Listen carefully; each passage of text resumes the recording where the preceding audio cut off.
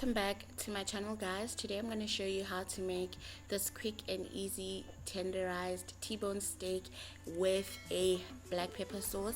If you are new here, please don't forget to hit that subscribe button and the bell so you don't miss a single recipe from me. All the measurements will be in the description box below. So we're going to start off by making our pepper sauce, and the first step is going to be to melt your butter. So you want to make sure that your butter melts throughout before you move over to the next step. Then next you're going to add a little bit of flour. So basically now we're creating what we call a roux, and then you're just gonna mix it up, and you want to make sure that all your flour is covered in the butter, and this will also ensure that you get a nice and smooth consistent white sauce. So this is basically what your flour should be looking like. So all of it is clumped together in the butter, and it's really nice and soft, so you don't want it to be hard and burning or anything like that. And I am preparing this at a medium low heat, so that is heat setting number 4 on my stove. And then I'm just going to give it a quick mix, and you need to work really quickly and keep on mixing. I know that it looks like there's still a little bit of lumps, but as you continue to go, you can see it thickens up. And then at this point I'm going to add a little bit of milk, and then I'm going to continue with the mixing until my sauce has fully thickened up and it has no lumps and no flour left that is not dissolved in the milk and cream mixture.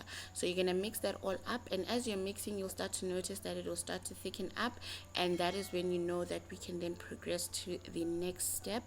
And the next step will then be to flavor our white sauce. So this is a plain white sauce. If you want to make a cheese sauce, you can go ahead and add your cheese next from this step. If you want to make a lemon black pepper sauce, you can add some lemon and some black pepper. We're just making a plain black pepper sauce, and that is why we're going to move over to adding the black pepper. But before we do that, I'm starting off by seasoning it with a little bit of salt, just to make sure that our sauce has a little bit of flavor. Then I'm going to use whole peppercorns, and then I'm just going to grind those, and then I'm going to add them into the sauce. It's very important to use whole peppercorns because they are having a deeper flavor, and then I'm gonna make sure that they enrich our sauce completely. So you're gonna give that a quick mix, and you can see as we continue to mix, our sauce is continuing to become silky smooth, and it's also thickening up, and you can see as it bubbles away. So you want to make sure that you make it less thick from what it is. So this is what it's looking like, and you can see it's quite a thick sauce. If you're going to be serving your meal immediately, I would say go ahead and serve the sauce as it is. But if you are still going to be preparing your steak and also possibly serving this overnight, then I would definitely say you should follow what I am doing, and I'm going to add a little bit more water, and then I'm just going to mix it up. So you might think, oh, it's going to be too runny, but as the sauce sits, it actually continues with the thickening process. So you don't want to end up with a soft porridge textured type of sauce. You want it to be as runny as possible so that at a later stage it can set better. So this is the consistency that I'm working with, and I'm going to be serving my sauce within the next 2 hours, and that is why I want mine like this. Let's move over to the T-bone steak. So I've got 2 T-bone steaks right here, and I'm going to be using a new process that I recently discovered that works well for me, and I am making a medium to well done steak. If you are going to be requiring a step for a rare, medium rare, or a completely well done, you're not going to get it from this video. I'm making a medium to well tenderized T-bone steak. So I've started off with a little bit of garlic, and I'm just adding fresh garlic. So if you don't have the cloves, you can add fresh minced garlic. It can do the job just as well. I've added a little bit of oil. I'm seasoning it with some fresh thyme and a little bit of salt. Then I'm gonna go ahead and add a little bit of rosemary to my steak. And then lastly, I'm just going to give it a quick rub just to make sure that everything gets a little bit of this flavor. So the process that I'm going to be applying is I'm going to bake my steak before I grill it on the grill pan. Okay, so I'm going to bake it for about 15 minutes to get a good medium to well steak, and I'm gonna grill it at 200 degrees for 15 minutes. This will just brown both the top and the bottom. It's not really gonna cook much of the meat.